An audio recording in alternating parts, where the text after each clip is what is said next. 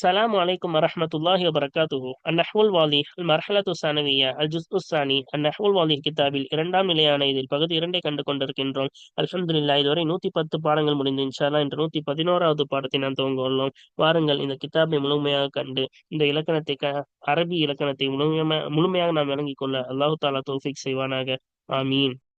இந்த சேவைகள் எவ்வித தொய்வின்றி தொடர்ந்து நடைபெறுவதற்காக துவா செய்யுங்கள். இன்னும் ஆதரவு தாருங்கள். நன்மையில் ஒன்று சேர்வோம், முந்திக் கொள்வோம். இந்த சேவைகளை நடத்தி கொண்டு வரும் ரகீப் எஜுகேஷனல் ட்ரஸ்டிற்காக வேண்டி நன்கொடை தர விரும்பினால் இங்கு அக்கௌண்ட் டீடைல்ஸும் QR ஸ்கேன் கோடும் கொடுக்கப்பட்டுள்ளது. இந்த தீன் சேவையில் உங்களையும் பங்கேற்றுக் கொள்ளுமாறு கேட்டுக்கொள்ளப்படுகிறது. அல்ஹம்துலில்லாஹ் அல் மன்கூஸ் வல் மக்சூர் வல் மம்தூத் என 3 மன்கூஸ் என்றால் என்ன, மக்சூர் என்றால் என்ன, மம்தூத் என்றால் என்ற தெளிவான விளக்கத்தை கண்டோம்.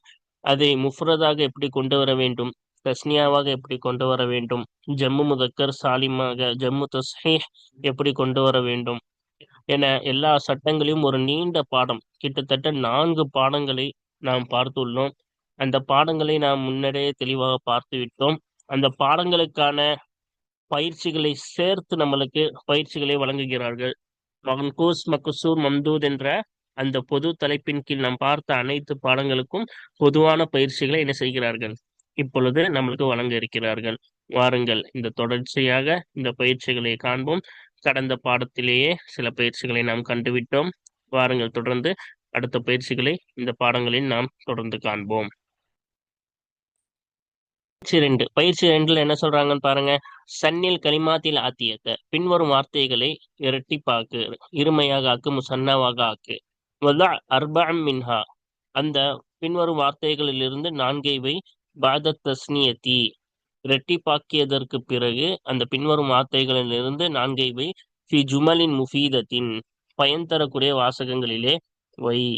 அப்ப 4 இதை மட்டும் நம்ம என்ன செய்யணும், பயன் தரும் வாசகங்களை வைத்து எழுத வேண்டும். சரியா? அப்ப வாருங்கள் இதோடைய அர்த்தத்தை பார்த்து விடுவோம், தஸ்னியாவாக மாற்றி விடுவோம். அதுக்கப்புறமா அவங்க சொன்ன மாதிரி 4 வாசகங்களை எழுதி விடுவோம். இப்ப பாருங்க, ஹிமன் ஹிமன் வந்திருக்கு. இது என்னதுன்னா ஹுமன். ஹுமன் என்றால் காய்ச்சல். ஹுமன் வரணும் லம்மு. ஹுமன் என்றால் காய்ச்சல். ஹிதா உன் என்றால் செருப்பு. சஃபா உன் என்றால் தூய்மை. ஏத்தா உன்னா கொடுக்குதல், வழங்குதல். ஜுசா உன்னா கூலி. அப்புறம் அல்லியத்தன்னா உயர்வு. அப்புறம் மஸ்வன்னா வீடு, தங்கும் இடம். இம்திலா உன்னா நிரம்புதல். ஹவன்னா மன ஆசை, விருப்பம். ரஜா உன்னா ஆதரவு. துஆ உன்னா துஆ பிரார்த்தனை. அதன்னா நோய்வினை, வேதனை. மௌலன்னா அடிமை, எஜமான் இரண்டிற்கும் மௌலன் என்று கூறலாம். நாமின்னா வளரக்கூடியது.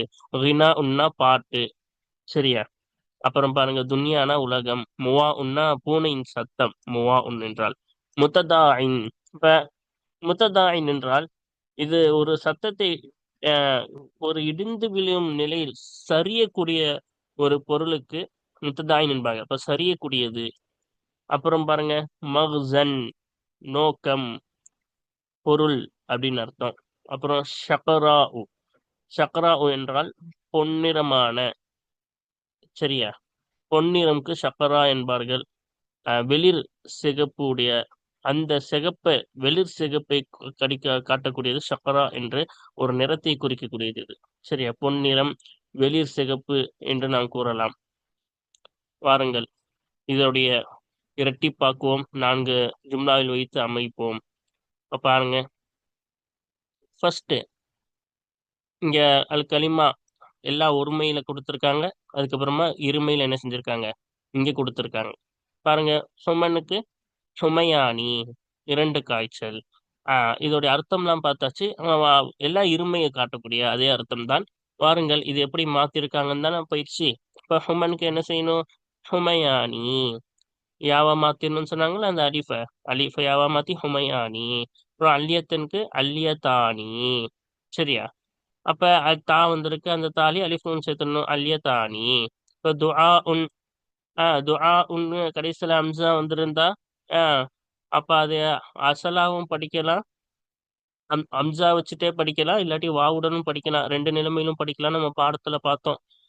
எப்போ துஆ உன் இந்த அம்சா என்பது ஒரு அசலை தொட்டும் மாற்றப்பட்ட அம்சாவாக இருந்தால் ரெண்டு வகையாவும் படிக்கலாம். அப்ப துஆ ஆனினும் படிக்கலாம் அல்லது துஆ வானினும் படிக்கலாம் ரெண்டாவும். இப்ப துன்யா துன்யா என்பதில் அலிஃப் வந்தா என்ன செய்யணும்? அலிஃபை யாவா மாத்தணும். துன்ய யானி. இப்ப துன்ய துன்யான்னு இருந்தத துன்யய கடைசி அலிஃப் என்ன செஞ்சிட்டோம்? யாவா மாத்தி துன்யாவை துன்யயன்னு மாத்திட்டு தஸ்னியாவுடைய அலிஃப் கொடுத்துட்டோம். துன்ய யானி அப்படின்னு. சரியா? அதனாலதான் துன்ய யானின்னு வந்துச்சு. அப்புறம் பாருங்க, ஆஹ் செருப்புன்னு சொன்னோம்ல, ஹிதா உன்னு கடைசியில என்னது? அம்சா வாவை தொட்டும் புரட்டப்பட்ட அம்சா. இப்படி வேறொரு எழுத்தையிலிருந்து புரட்டப்பட்ட அம்சாவாக இருந்தால் இரண்டு வகையாகவும் படிக்கலாம். அம்சாவுடனும் படிக்கலாம், அம்சா இல்லாமல் அதனுடைய அசலை எடுத்து அந்த அசலுடனும் சேர்த்து தஸ்னியா கொண்டு வரலாம் என ரெண்டு வகையாகவும் படிக்கலாம் என பாடத்தில் பார்த்தோம் அல்லவா? அப்ப ஹிதாவுன் என்பதற்கு ஹிதா ஆனி என்று அம்சாவை அப்படியே அசலா அப்படியே வைத்தும் படிக்கலாம். அல்லது ஹிதா வாணி வாவாக புரட்டியும் என்ன செய்யலாம்? படிக்கலாம். ஒண்ணு அம்சாவாக படிச்சிடணும், இல்லாட்டி அந்த அம்சாவுடைய இடத்துல வாவாக மாத்தி என்ன செய்யணும்? படிக்கணும். அதுக்கப்புறமா பாருங்க, மஸ்வன். இப்ப மஸ்வன்ல என்ன செய்யணும்? அலிஃபுக்கு பதிலா யாவா மாத்தி அதுக்கப்புறம் தஸ்னியா கொண்டு வரணும். அதானே? பாருங்க, மஸ்வன் அலிஃப் இருக்கா? அப்ப நக்கிரானால தன்வீன் கொடுக்குறோம். ஆனா என்னதான் இங்க மஸ்வா தான் இருக்கும். சரியா? அப்ப நக்கிரானால மஸ்வன் படிக்கிறோம். அப்ப அந்த அலிஃபை யாவா மாத்தி மஸ்வய. அப்ப மஸ்வய அதுக்கப்புறம் அலிஃப் நூன் மஸ்வயானி. சரியா? அடுத்து பாருங்க, அதன். அதுன்னு என்னது? அல் அதா தான். சரியா? அல் அதா அலிஃப்லாம் இல்லைன்னா நக்கீராவாக இருந்ததுனால அதன்னு படிக்கிறோம். ஓகேவா? இங்க என்ன செஞ்சிருக்கோம்? அலிஃபை யாவா மாத்தி அதையக்கு அப்புறமா அலிஃப் நூன் கொண்டு அதயானி அப்படின்னு படிக்கிறோம். ஓகேவா? அடுத்து பாருங்க, மூவா உன். இந்த அம்சா இருக்குல்ல, இந்த அம்சா என்பது எது வாவ் யாவை தொட்டும் புரட்டப்பட்டது அல்ல. இது என்னது? அசல் அம்சாவாகும். ஃபா கலிமா ஐன் கலிமா லாங் கலிமாவில் வரக்கூடிய அசல் அம்சா தான் இந்த அம்சா.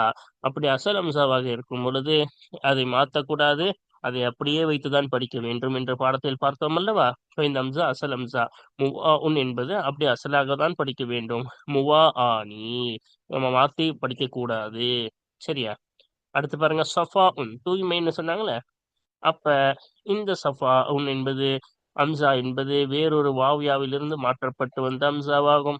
அப்ப வாவ்யாவிலிருந்து மாற்றப்பட்ட மாவோ அல்லது யாவோ ஏதேனும் ஒன்றிலிருந்து மாற்றப்பட்ட அம்சாவாக வந்திருந்தால் அதை வாவாக மாற்றி படிக்கலாம், அல்லது அம்சாவுடனே படிக்கலாம். நம்ம பாடத்துல பார்த்தோம்ல, சஃபா உன்.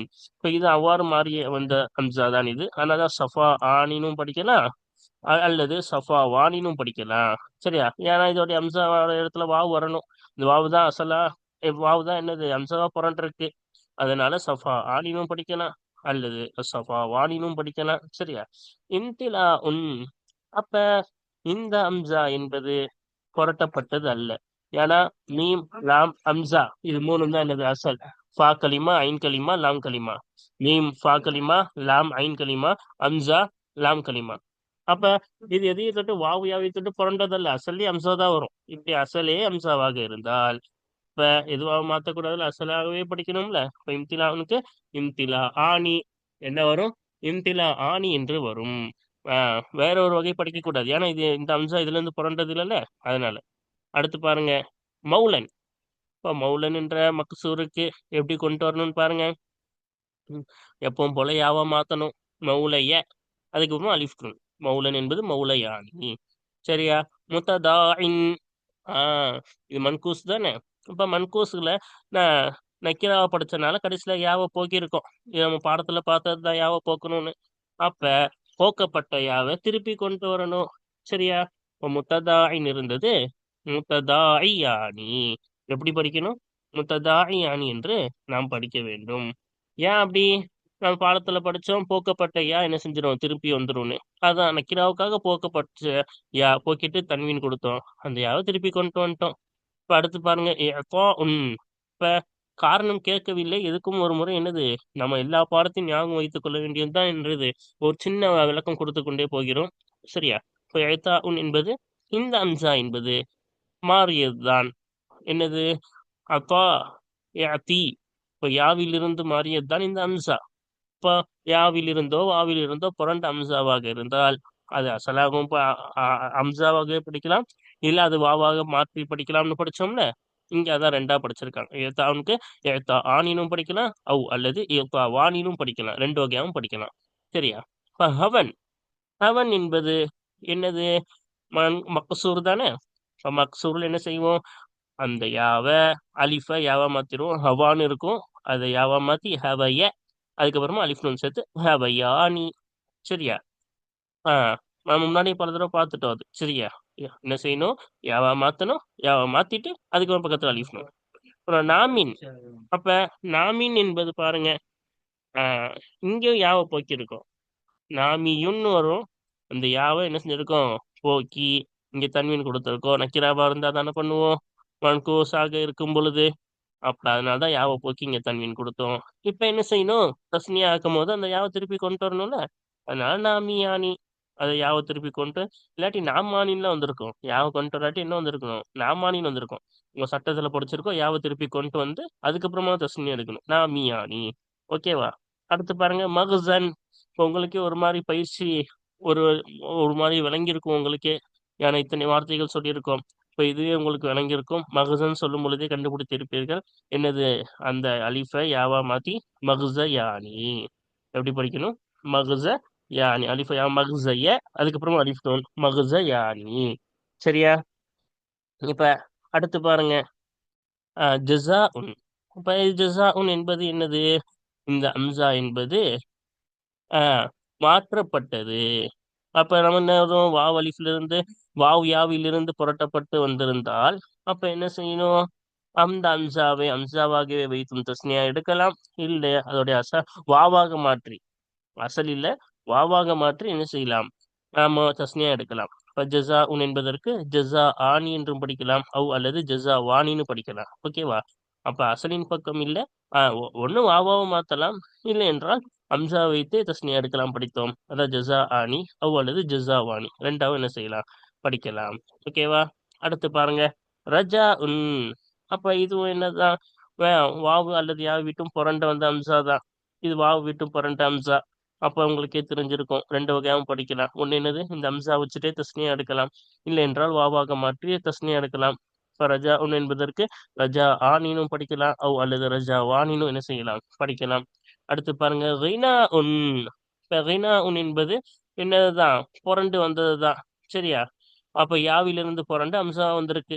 அப்ப யாவோ வாவோ ஏதோ ஒன்றிலிருந்து புரண்டு வந்த அம்சாவாக இருந்தால் அம்சாவை வைத்து தஸ்னியா ரினா ஆனி அப்படின்னு எடுக்கலாம். அல்லது ஔ அல்லது ரினாவானி வாவாக புரட்டி, அது யாவோ வாவோ இதுல இருந்து புரண்டு வந்தாலும் சரி, ஒன்று அம்சாவாக வைத்தே தஸ்னியா எடுக்கலாம், அல்லது ரினாவானி வாவாக வைத்து தஸ்னியா எடுக்கலாம். இரண்டுமே கூடும். அடுத்து ஷக்கரா உ. ஷக்கரா உக்கு எப்படி எடுக்கலாம்? இந்த கடைசியில் அம்சா இருக்கா, அலிஃப் இருக்கா, இந்த அலிஃபை என்ன செய்வோம்? ஷக்கரா, அதுக்கப்புறமா இந்த அம்சா இருக்குல்ல, இந்த அம்சா தஸ்னியாவுக்கா அனீஸுக்காக வந்த அம்சா. அம்சா மூணு வகை படிச்சோம். ஒன்று புரண்ட அம்சா, இன்னொன்னு அசல் அம்சா, இன்னொன்னு அனீஸுக்காக வந்த அம்சா. அப்ப இது பெண்பாலை குறிப்பதற்காக வந்த வசன் தான். இந்த ஷக்கரா என்ற வசனே பெண்பாலை குறிப்பதற்காக வந்ததுதான். அப்ப இந்த ஷீன் காஃபரா தான் ஃபா கலிமா, ஐன் கலிமா, லாம் கலிமா. ஓகேவா? இது அசல் அம்சம் கிடையாது. அப்ப இது எதுக்காக வந்திருக்கு? தனீஸ்க்காக, பெண்பாலை குறிப்பதற்காக வந்திருக்கு. அப்ப தனீஸுடைய அம்சாவாக இருந்தால் கண்டிப்பாக வாவாக மாத்திதான் படிக்க வேண்டும் என்று நாம் பார்த்தோம்னா தஸ்னியாவில். அப்ப எப்படி வரணும்? ஷக்கரா வாணி என்று மட்டும்தான் வர வேண்டும். ஏனென்றால் தனீஸை குறிக்கக்கூடிய அம்சா. அதனால் எப்படிதான் வர வேண்டும்? வாவாக மாற்றிதான் தஸ்னியா எடுக்க வேண்டும். ஷக்கரா உ என்பது ஷக்கரா வாணி என்று வரணும். ஓகேவா? அப்ப இதெல்லாம் இரட்டிப்பா அர்த்தம் வச்சா போதும். மேலேயே ஒவ்வொன்றுக்கான அர்த்தம் சொல்லிவிட்டோம். இல்லை என்னது? இரட்டிப்பாக அர்த்தம் வைத்தாலே போதும். ஓகேவா? அப்ப அடுத்து நான்கு இது கேட்டார்கள் அல்லவா? வாசகங்களில் மேல உள்ள 4 வார்த்தைகள்ல 4க்கு மட்டும் வாசகத்துல வச்சு அமைக்க சொன்னாங்களே, அந்த 4 வாசகங்கள் தான் இது. பாருங்க என்ன இஷ்டரைத்து ஹிதா ஐனி ஹிதா வைனி, ரெண்டுமே படிக்கலாம். இந்த மேலேயே காரணம் சொல்லியாச்சு. சரியா? அப்ப ஜதீதைனி, புதிய 2 செருப்புகளை நான் வாங்கினேன். ஓகேவா? அப்புறம் பாருங்க அல்பினா ஆனி முத்ததாயியானி லிஸ்ஸுகூதி. அப்ப அல்பினா ஆனி, 2 கட்டிடங்கள், 2 கட்டிடங்கள் முத்ததாயியானி சரிந்து விழும் நிலை, சரிந்து விழக்கூடியதாக இருக்கிறது. லிஸ்ஸுகூதி விழுவதற்கு இடிந்து விழும் நிலையில் இருக்கிறது. சரியா? அப்ப விழுவதற்கு நெருங்கிய சரிந்து இருக்கக்கூடியதாக இருக்கிறது. அப்புறம் பாருங்க, அல் ஃபதா தானி ஷக்கராவாணி, இரண்டு வாலிப பெண்கள் ஷக்கராவாணி பொன்னிறத்தில் இருக்கக்கூடியவர்களாக இருக்கிறார்கள். அதாவது வெளிர் சிகப்பு நமக்கு தெரியும்ல, அந்த ரொம்ப ரெட்டிஷா இருப்பாங்கல்ல, சில சிவப்பா வெளிநாட்டுக்காரங்களா இருப்பாங்கல்ல, அந்த மாதிரி சிவப்புல இருக்கவங்க சக்கராவாணி, பொன்னிறம் வெளிர் அந்த சிகப்பு உடைய பெண்களாக இருக்கிறார்கள். மிஸ்ரு எகிப்து தேசமாகிறது. லிபியா இன்னும் லிபியா தேசமாகிறது. பலதானி நாமியானி வளரும் இரு தேசமாக இருக்கிறது. மாமியானா வளரக்கூடிய, இப்ப வளரக்கூடிய இரண்டு தேசமாக இருக்கிறது. அல்ஹம்துலில்லாஹ், முதல் பயிற்சி அவங்க சொன்ன மாதிரி நம்ம பார்த்துட்டோம். இப்ப வாருங்கள் இரண்டாவது பயிற்சி என்பதிலே பார்ப்போம். பயிற்சி இங்க இருக்கு பாருங்க, பயிற்சி 3. இஜ்மாஇல் கலிமாத்தில் ஆத்தியத்த ஜம்அ முதக்கரின் சாலிமன். பின்வரும் வார்த்தைகளை ஜம்மாக்கு ஜம்மு முதக்கர் சாலிமாக ஒன்றாக்கு. ஜம்மு முதக்கர் சாலிமுடைய விளக்கம்லாம் நம்ம சொல்லிட்டோம். இது அரபிலையும் மனப்பாடம் பண்ண சொல்லியிருக்கோம்ல. இப்போ ஜம்மு முதக்கர் சாலிமாக ஜம்மாக்கு பின்வரும் வார்த்தைகளாம் ஜம்மு முதக்கர் சாலிமாக ஜம்மாக்கணுமா. வல்பத் மா குபுலல் வாவி அவில் யா பிஷக்லி. வாவுக்கு முன்னால் உள்ள ஒன்றை அல்லது யாவுக்கு முன்னால் உள்ள ஒன்றை கட்டமை பிஷக்லி தோற்றத்தை கொண்டு கட்டமை. முன்னாடியே பல தடவை வந்திருக்கும் இந்த வார்த்தை. தோற்றத்தை கொண்டு கட்டமைனா ஹரக்கத் கொடுக்கணும்னு அர்த்தம். எந்த வார்த்தைக்கு மட்டும் ஹரக்கத் கொடுத்தா போதும்? வாவ் அல்லது யாவுக்கு முன்னால் உள்ள ஒன்றுக்கு ஹரக்கத் கொடுத்தா மட்டும் என்ன செய்யும்? போதும். எல்லா ஹரக்கத்தும் கேட்கல, இந்த வாவ் யாவுக்கு முன்னால் உள்ளதுக்கு மட்டும் என்ன செய்யணும்? ஹரக்கத்து கொடுக்கணும். சரியா? வாருங்கள், இங்க என்ன செஞ்சிடும்? எப்பவும் போல அர்த்தத்தை பார்த்து விட்டு நாம் அதோடைய பதிலை ஜம்மு கீழே பார்ப்போம். அப்ப அத்தா உன் என்றால் ஓட்டப்பந்தய வீரர்னு சொல்லலாம், இல்லாட்டி விரைவாக ஓடக்கூடியவர்னு சொல்லலாம். அப்புறம் முன்தக்கன் என்றால் தேர்ந்தெடுக்கப்படக்கூடியது. சரியா? மவாலின் என்றால் விசுவாசிகள் அப்படின்னு சொல்லலாம். அப்புறம் அலானா உயர்ந்த, நாஜினா வெற்றி பெறக்கூடியவர், ஆசினா பாவம் செய்யக்கூடியவர், முஅத்தன்னா கொடுக்கப்படக்கூடியது. அப்புறம் மஷா உன அதிகம் மஷா உன் அதிகம் நடக்கக்கூடியவர். அப்புறம் முஅத்தின் அப்படின்னா நோயை பரப்பக்கூடியவர்னு சொல்லலாம், இல்லாட்டி ஒரு தொற்றை ஏற்படுத்தக்கூடியவர்னு சொல்லலாம். அப்புறம் முஆஃபன் ஆரோக்கியம் கொடுக்கப்பட்டவர், ஆரோக்கியமானவர் அதுக்கு சொல்லுவாங்க. அந்த மாதிரி நபருக்கு முஆஃபன் ஆரோக்கியம் கொடுக்கப்பட்டவர் அது குறிக்கும். அப்புறம் முஅத்தின், இப்போ முஅத்தினா நிறைவேற்றக்கூடியவர். பன்னா உன், இப்ப கட்டிடம் கட்டக்கூடியவர். முத்தரவ்வின், இப்ப முத்தரவ்வின் என்றால் யோசிப்பவர், ஆலோசிப்பவர் அப்படின்னு அர்த்தம். முஹாபன் பாதுகாக்கப்படக்கூடியவர். சரியா? முஹாபன் என்றால் பாதுகாக்கப்படக்கூடியவர். அப்புறம் கடைசியாக மதாருன், மதார் என்றால் சுற்றுப்பாதை. சரியா? மையம், வட்டத்தின் மையத்திற்கு மதாரின். இங்க என்ன கொடுத்திருக்காங்க? மதாரின். சரியா? அப்ப கடைசியில யா வரணும். அந்த யா போக்கப்பட்டுதான் என்ன வந்திருக்கு? மதாரின் என்று வந்திருக்கிறது. அப்ப மதாரின் என்பது என்னது? சுற்றுப்பாதையின் மையம் அப்படின்னு சொல்லலாம். சரியா? அப்ப இதோடைய அர்த்தங்கள் பார்த்தாச்சு. வாருங்கள் இப்பொழுது அதோடைய பதிலை பார்ப்போம். இப்ப 3வது பயிற்சியின் பதிலை இங்க கொடுத்திருக்காங்க. நம்மளுக்கு என்ன செஞ்சாங்க? நம்மளுக்கு ஆஹ் ஜம்மு முதக்கர் சாலிம் தான் எடுக்க சொன்னாங்க. அந்த ஜம்மு முதக்கர் சாலிமுக்கான பதிலை தான் இங்க கொடுத்திருக்காங்க. வாருங்கள் இங்க ஒன்னொன்னா பார்ப்போம். ஃபர்ஸ்ட் அத்தா உன் வந்துருச்சுல, அந்த அத்தா உன் அதற்கு எப்படி எடுக்கணும்? அத்தா ஊன, இது அத்தா ஈன. இப்ப 2 நிலைமைகளும் நம்மளுக்கு கொடுத்திருக்காங்க. வாவு நூனு, அதே போல யா நூன், ரெண்டுத்துமே என்ன செஞ்சிருக்காங்க?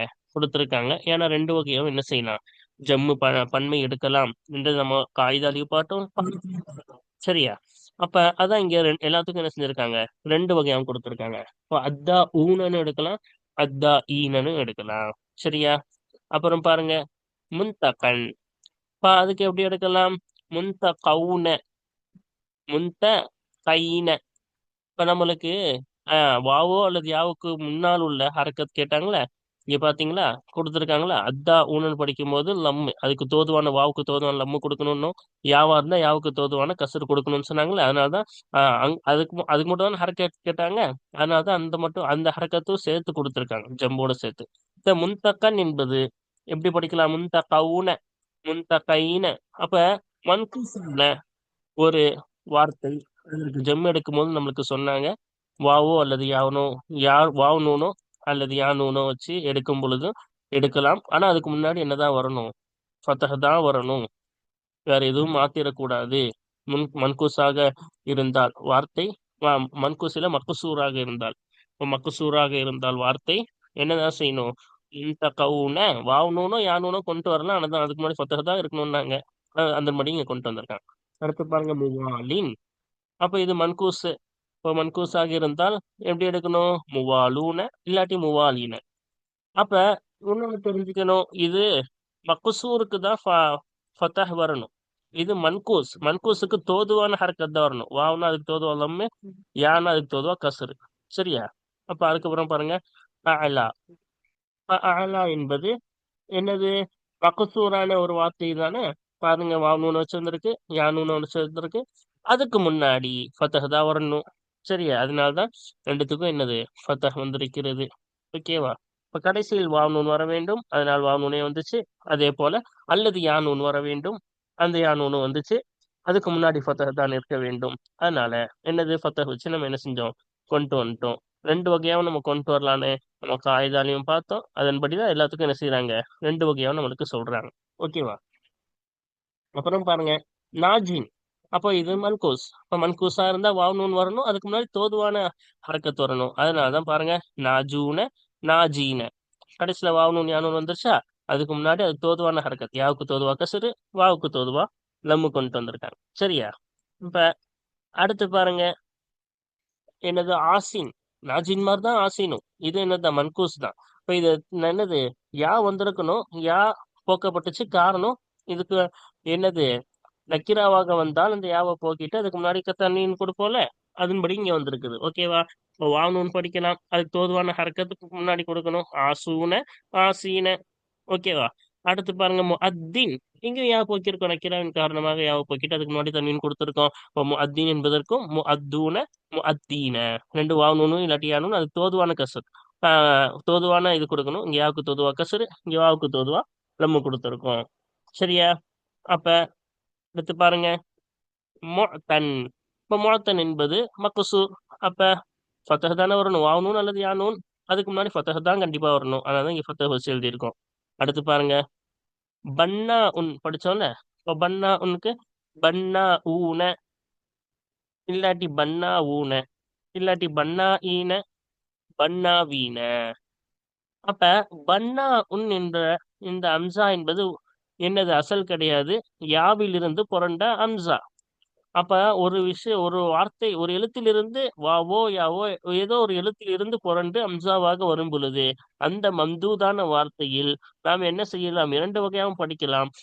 அம்சா வைத்தும் படிக்கலாம், அல்லது அந்த அம்சாவுடைய இடத்தில் வாவாக வைத்தும் படிக்கலாம் என்று பார்த்தோம் அல்லவா? அதனால்தான் பன்னா ஊன என்று அம்சா வைத்தும் படிக்கலாம், பன்னா ஊனன்னு அம்சாவுக்கு பதிலா வா வைத்தும் என்ன செய்யலாம்? படிக்கலாம். வாவ் நூன் கொண்டு வரலாம் அல்லது யானூன் கொண்டு வரலாம்னாங்களே. பன்னா ஈன. இங்க பாத்தீங்களா என்ன கொண்டு வந்திருக்காங்க? யானூன் கொண்டு வந்திருக்காங்க. அம்சா வச்சும் படிக்கலாம், பன்னா வீண வா வச்சும் படிக்கலாம். ஏன்னா இது யாவை தொட்டும் புரண்டது அம்சாவா வந்திருக்கிறது. அதனாலதான் சட்டம். மஷா உன், இங்கேயும் அதே சட்டம் தான். யாவிலிருந்து புரண்டுதான் அம்சா வந்திருக்கிறது. அப்ப இந்த மம்தூதான வார்த்தைக்கு அம்சா வச்சும் படிக்கலாம், இல்லாட்டி வாவாக மாத்தியும் படிக்கலாம். மஷா ஊன, மஷா ஊன. அம்சா வச்சு படிக்கலாம், வா வச்சு படிக்கலாம். வாவுனூன் வரணும் அல்லது யானூன் வரணும்ல, அதுக்கு முன்னாடி தோதுவான ஹரக்கத் தான் வரணும். வாவுக்கு தோதுவா லம்மு, யாவுக்கு தோதுவா கசுரு. இங்க இருக்கு பாருங்க, மஷா ஈன, மஷாவீன. அடுத்து பாருங்க, முத்தரவின். இப்ப முத்தரவின் யா போக்கப்பட்டிருக்கு நக்கிராவின் காரணமாக. இப்ப பாருங்க, இதுக்கு எப்படி வரணும்? முன்னாடியே சொன்ன மாதிரிதான், வாவுனூன் அல்லது யானூன் தோதுவான ஹரக்கத். முத்தரவூன, முத்தரவீன. ஓகேவா? இப்ப அடுத்து பாருங்க, முஅத்தின். அப்ப இந்த வார்த்தை, இந்த வார்த்தை இருக்குல்ல, இதுக்கு எப்படி கண்டுபிடிக்கணும்? ஏன்னா இது மன்கூஸ், யா போக்கப்பட்டிருக்கு நக்கிராவின் காரணமாக. அப்ப இது மன்கூஸ் தானே. அப்ப யா இல்லாமல் இருக்கிறது, இப்ப என்ன செய்யணும்? வாவ் நூன் தான் கொண்டு வரணும் அல்லது யா நூன் கொண்டு வரணும். வாவ் நூன் அல்லது யா நூன் கொண்டு வரணும். அதுக்கு முன்னாடி தோதுவான ஹரக்கத் தான் இருக்கணும். அதனாலதான் அதுக்கு தோதுவா என்ன செஞ்சோம்? முன்னாடி ஹரக்கத் கொடுத்தோம். இப்ப பாப்போமா? இப்ப முஅதின் என்ன படிச்சோம்? முஅதின். அதுக்கு முஅதூன முஅதீன. இப்ப வாவ் நூன் அல்லது யா நூன் கொண்டு வந்துட்டோம். அதுக்கு முன்னாடி தோதுவான ஹரக்கத் கொண்டு வந்துட்டோம். முஹாபன் முஹாபவுன முஹாபைன. அப்ப இது மக்குசூரு. இப்ப மக்குசூர்னா ஃபத்தஹ் தான் வரணும். அதனாலதான் முஹாபவுன முஹாபைன. அடுத்து முஆஃபன் முஆஃபவுன முஆஃபைன. இது மக்குசூரு. மக்குசூருனா வாவ் நூன் அல்லது யா நூன் முன்னாடி ஃபத்தஹ் தான் வரணும். அதனாலதான் அப்படியே கொண்டு வரோம். அடுத்து பாருங்க மதாரின். அப்ப இது யாவை போக்கி இருக்கோம். மன்கூஸ் தான். யாவை போக்கிட்டு என்ன செஞ்சிருக்கோம்? அதுக்கு முன்னாடி தன்வீன் கொடுத்துருக்கோம். அப்ப இருக்கு மதாரூன மதாரீன. அப்படி மன்கூஸா இருந்தா என்ன செய்யலாம்? கடைசியில வாவனூன் யானூன் கொண்டு வந்து அதுக்கு தோதுவான ஹரக்கத்து அதன்படியே கொண்டு வந்துட்டோம். அல்ஹம்துலில்லாஹ் அது முடிந்து விட்டது. வாருங்கள் தொடர்ந்து அடுத்த பயிற்சிகளை நாம் தொடர்ந்து காண்போம். வாஹிர் தவானா அனில் ஹம்துலில்லாஹி ரப்பில் ஆலமீன். அஸ்ஸலாமு அலைக்கும் வரஹ்மத்துல்லாஹி வபரகாத்துஹு.